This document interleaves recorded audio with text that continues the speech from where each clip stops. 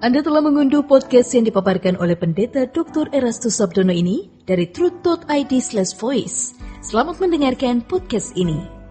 Shalom saudara, salam sejahtera dalam kasih Tuhan kita Yesus Kristus.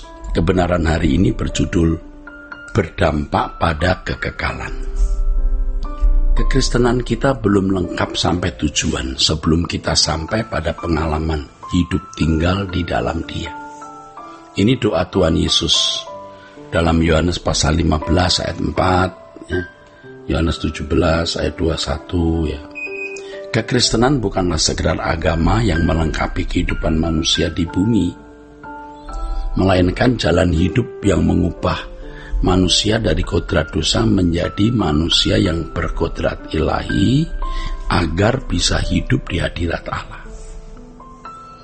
Dalam Injil Yohanes pasal 14 ayat 6, Yesus menunjukkan bahwa Dialah satu-satunya jalan sampai kepada Bapa. Bukan saja masuk surga, melainkan hidup di hadirat Allah.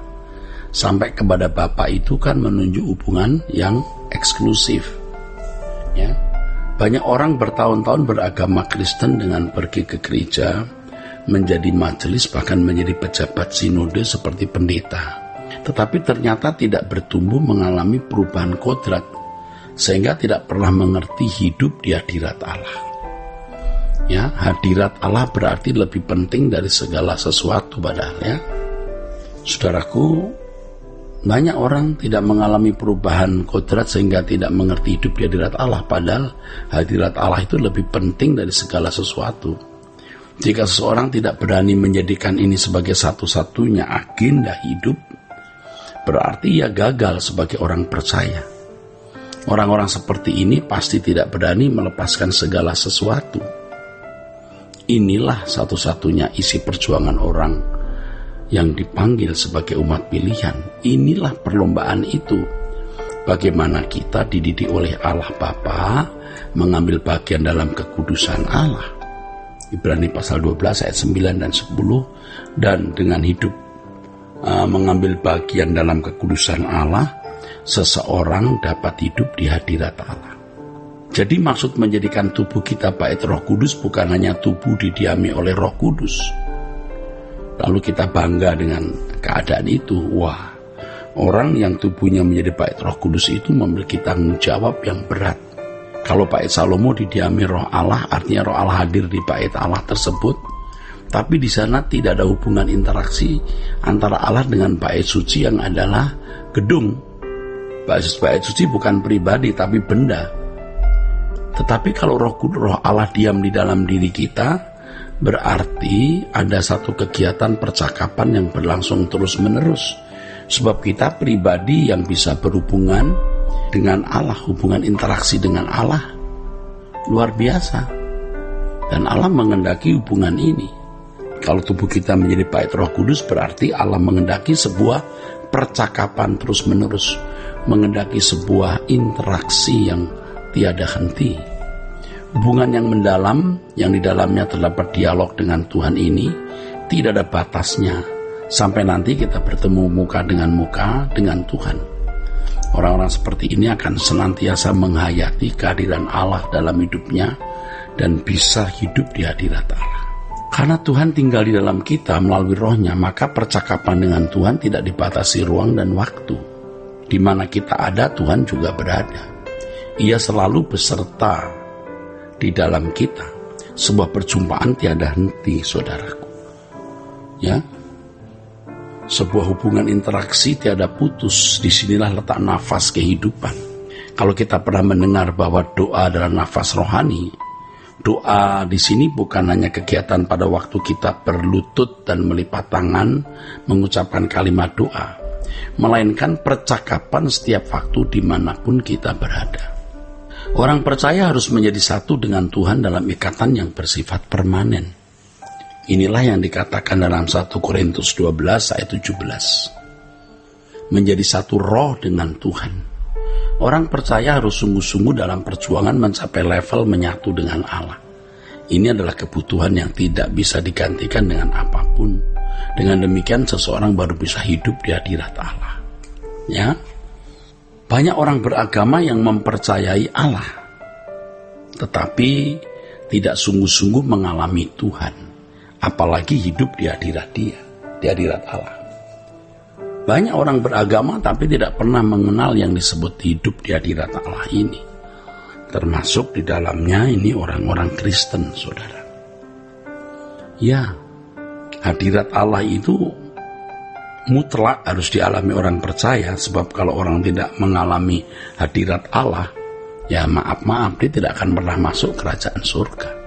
Tidak akan pernah. Nah, ada dua jenis pengalaman dengan Tuhan ya, terkait dengan hidup di hadirat Allah ini. Pertama, pengalaman dengan Tuhan yang berkualitas tinggi. Yang kedua, pengalaman dengan Tuhan yang kualitasnya rendah. Mengemukakan hal ini bukan berarti ada pengalaman dengan Allah yang bisa dianggap remeh atau dianggap tidak berkualitas ya, sehingga kita memandang rendah. Mengalami Allah itu berkualitas, tapi ada yang berkualitas tinggi, ada yang tidak. Mengalami Allah dengan kualitas tinggi adalah kehidupan orang percaya di hadirat Allah dalam proses pendewasaan, sehingga orang percaya semakin dapat memiliki hubungan yang ideal dengan Allah. Ya, anak usia 6 tahun juga bisa memiliki hubungan dengan orang tuanya, tapi pasti kurang berkualitas. Beda kalau anak itu bertumbuh dewasa, benar-benar hidup dalam penurutan ya. Ketika usia 30 tahun hubungannya dengan orang tua lebih berkualitas dibanding ketika dia usia 6 tahun. Semakin seseorang dewasa rohani, semakin ideal hubungannya dengan Allah. Nah, tidak banyak orang yang sungguh-sungguh telah mengalami Allah dengan kualitas tinggi. Hal ini hanya terjadi atas orang-orang yang dengan sepenuh hati mengasihi Allah dan berusaha untuk melakukan kehendak Allah. Jadi semakin seseorang dewasa rohani, semakin ideal hubungannya dengan Allah. Ya, tidak banyak orang yang sungguh-sungguh telah mengalami Allah dengan kualitas tinggi ini. Ini hanya untuk mereka yang mengasihi Allah, karena Allah bekerja dalam segala hal, mendatangkan kebaikan bagi orang yang mengasihi Allah. Jadi hadirat Allah dialami, pengalaman dengan Allah dialami untuk pendewasaan. Ya, bukan sekedar mengalami mujizat atau hal-hal yang bersifat spektakuler. Pengalaman-pengalaman dengan Allah yang berkualitas tinggi ini menyempurnakan hidup seseorang untuk dapat mencapai kehidupan yang sesuai dengan rancangan Allah semula.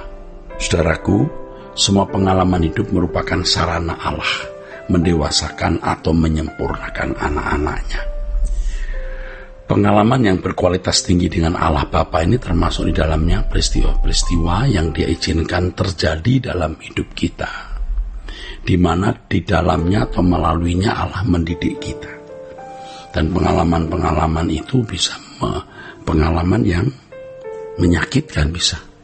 Adapun pengalaman yang berkualitas rendah biasanya berkenaan dengan hal-hal yang menyangkut pemenuhan kebutuhan jasmani, seperti mengalami mujizat kesembuhan, jalan keluar dari persoalan ekonomi, terhindar dari malapetaka, dan lain sebagainya.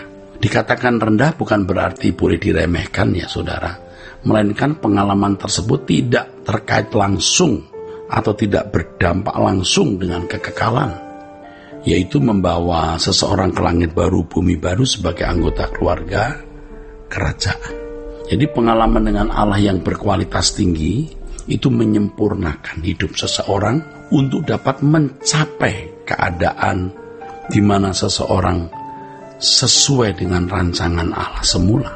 Ini pasti berdampak kekekalan, dan sejak di bumi, perubahan itu akan membuat seseorang bisa hidup di dalam Tuhan atau hidup di hadirat Allah.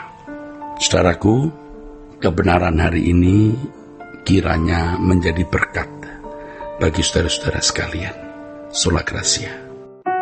Untuk berlangganan renungan harian dalam bentuk cetak, silakan hubungi Truth Literatur di nomor telepon 0878 7870 7000. Untuk mendapatkan CD khotbah, MP3 renungan Truth, dan CD album lagu produksi Sola Gracia, Anda dapat menghubungi di hari dan jam kerja di nomor telepon 021 638 60953. Tuhan Yesus memberkati. Sola